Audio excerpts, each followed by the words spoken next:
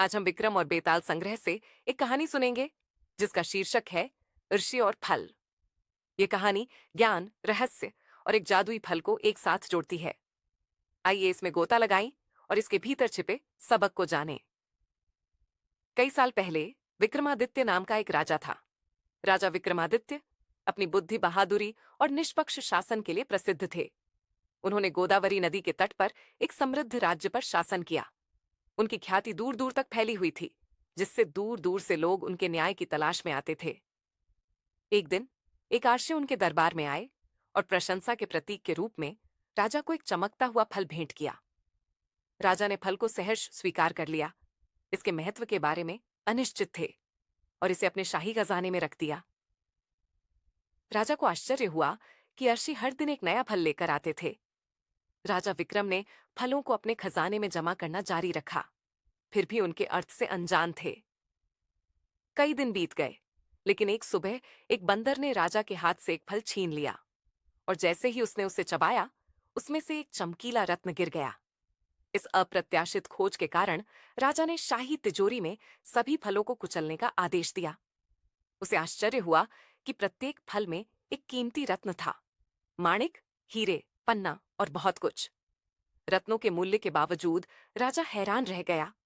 उसे आश्चर्य हुआ कि अर्शी वास्तव में क्या चाहते थे और अजीब उपहारों के पीछे क्या संदेश छिपा था।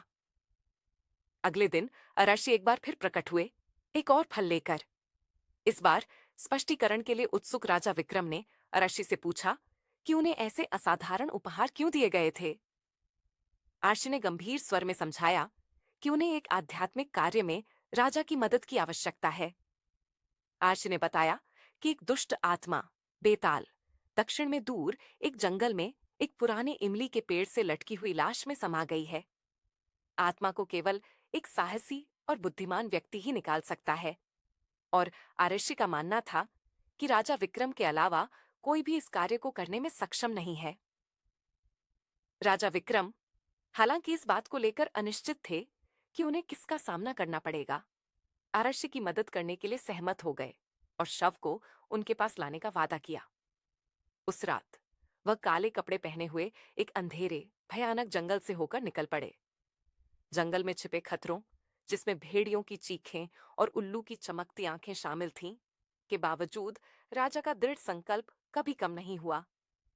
घंटों चलने के बाद वह उस कब्रिस्तान में पहुंचे जहां लाश इमली के पेड़ से उलटी लटकी हुई थी। जैसे ही राजा ने शव को पकड़े हुए रस्सियों को काटा, हवा में जोरदार हंसी गूंज उठी।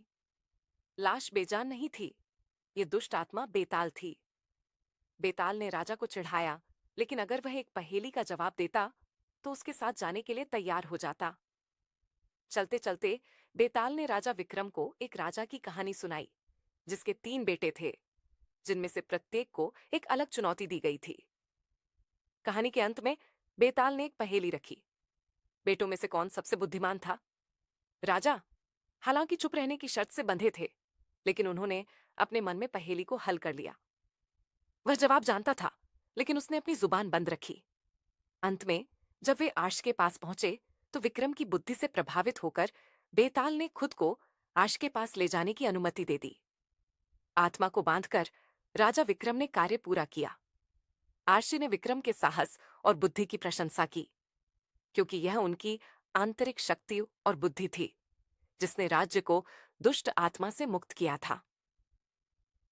राजा विक्रम की विरासत एक शासक के रूप में न केवल उनकी बहादुरी के लिए, बल्कि उनकी बुद्धि के लिए भी जानी जाती थी, जिससे आने वाली पीढ़ियों के लिए, उनके लोगों के लिए शांति और समृद्धि सुनिश्चित हुई।